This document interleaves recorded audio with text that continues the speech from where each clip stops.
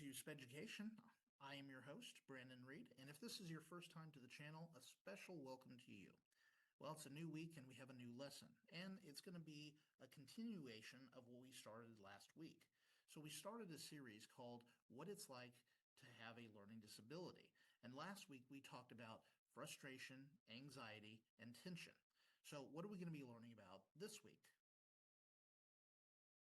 This week's lesson is all about processing. So last week we talked about how SPED students feel. This week we're going to take a look at how SPED students learn, and it all comes down to processing. So let's take a look at what that word processing actually means. The definition of process in general terms is this. A process is a series of actions which are carried out in order to achieve a particular result. So in education, process means something slightly different, okay? Process or processing is simply a way to describe how students learn. So how an LD child and a non-LD child process information is slightly different. And the reason why is because it's the way their brain works.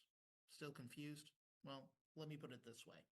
If I were to ask somebody, how was their evening? They would probably respond back, it was good. It was okay. Yeah, I enjoyed myself.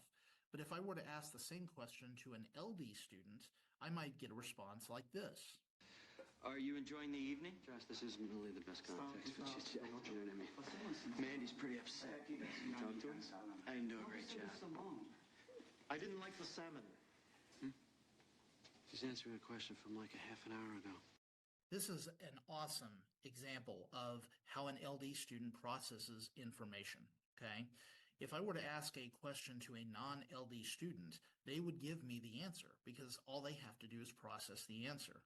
But if I ask the same question to an LD student, that LD student would first have to process the question and then process the answer and then give me the answer. So they're doing double the work that a non-LD student is having to do. Okay, and again, the reason why is because it's all about how they process information. So let me give you a visual.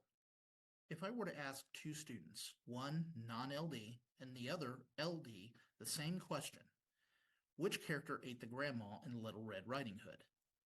The non-LD child would just process the answer and tell me, the wolf. The LD child, on the other hand, would have to process the question, then form a response, and then give me the answer, such as this. Which characters were in Little Red Riding Hood? Well, Little Red Riding Hood, the grandma, the woodsman, the wolf.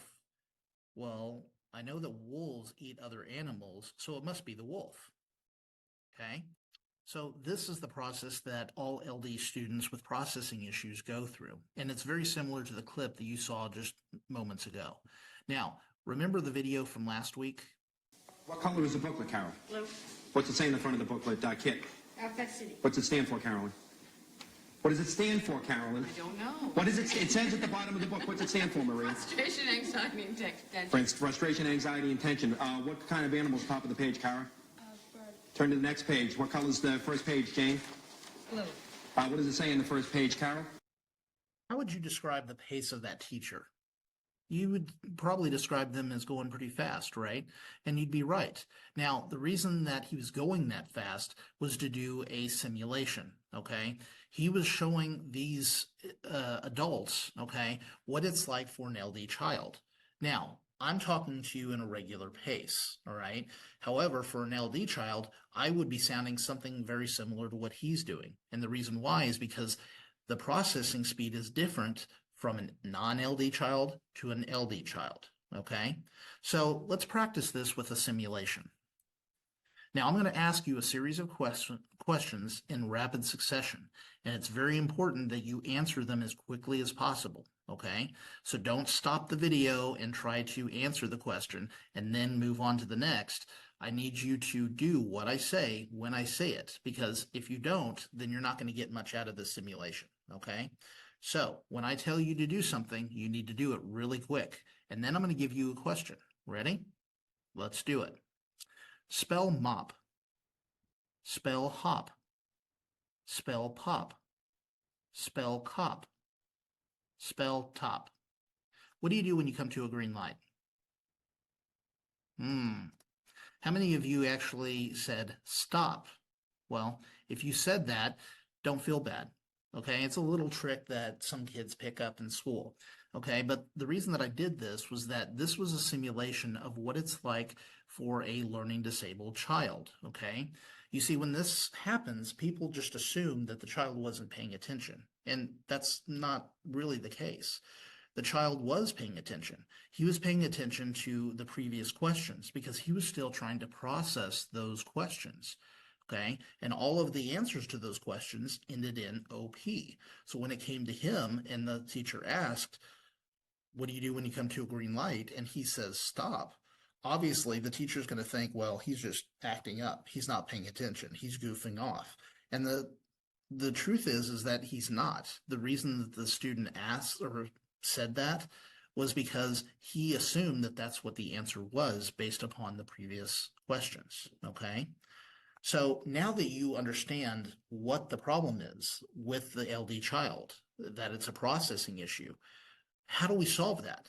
Well, that's actually what we're going to be talking about next week. So if you're interested in finding out how to help a child with processing issues, make sure you come back. So next week's lesson is going to be about strategies for processing. Now, if you liked what you saw or you got something out of it, please click the like button. And if you want updates on future videos, feel free to click the subscribe button and ring the bell for updates on future videos. And as always, if you know somebody that might benefit from this channel, please make sure that you share it with them. And if you have questions or comments, or you just want to comment on the video, please feel free to put that in the comments section. I would love to hear from you. And until next time, class dismissed.